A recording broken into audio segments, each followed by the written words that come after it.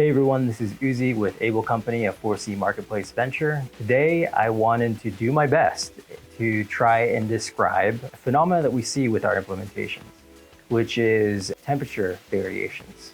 So before we deep dive into that, just wanted to say that I am not a medical doctor. I am not in any way, shape, or form in the medical field.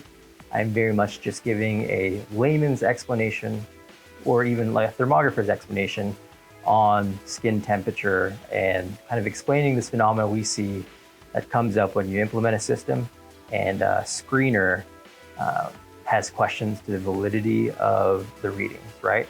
So the question that we get is, why do I get such a wide range of temperatures when I'm looking and using this temperature screening device? And so what we see is sometimes if you are a healthy person, you can have a temperature range anywhere from 85 to 96 degrees surface temperature, meaning the temperature of your skin is fluctuating between 85 to 96. That is normal, essentially. You should expect some temperature fluctuation before the fever range.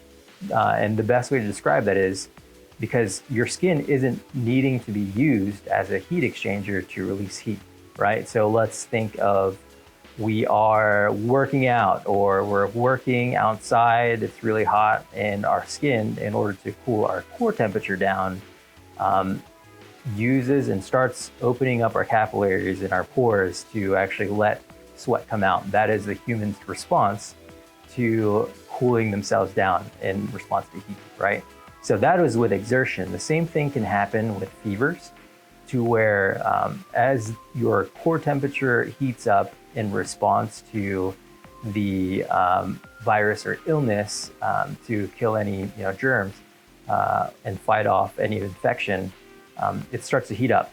And when it heats up, your body needs to release that heat, right? So when a normal person walks through a camera, you're gonna have that fluctuation because your skin temperature isn't being used to release heat, right? Now, if we are on the other side of the spectrum, so someone who is within the fever range is going to be very dialed in measurement. So what we're going to see is a very stable, consistent reading above the temperature limit of that person's skin temperature. Because what we're seeing is that body is trying to respond to either exertion or a fever by releasing the heat through the skin. So that means that the core temperature and the skin temperature are going to be very close, as opposed to when you're normal, feeling healthy, there's going to be a wide range between that core temperature and that skin temperature. Again, thermal cameras are accurate for skin temperature. It takes the skin temperature and then, like many other non-contact thermometers, inputs that value into an algorithm with built-in assumptions to get a correlative body temperature. So we focus on skin temperature.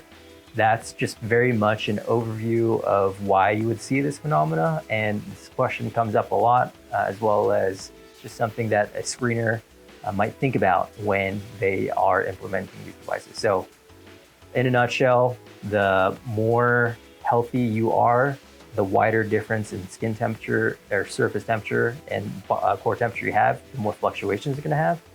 The sicker or the more exertion you've just had prior to taking your temperature, the closer and more dialed in that difference is going to be between your core temperature and your skin temperature. So consistency on one end of the spectrum, inconsistency on the other hand, and it's mainly just because of the way that our body functions.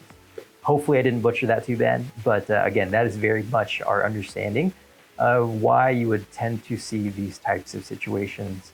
And hopefully that's helpful to you as you roll out your own fever screening programs using thermal cameras as one of the tools to do that. We very much thank you for your time. If you have any questions, feel free to reach out to me in the contact information listed. And we look forward to catching you next time. Thank you.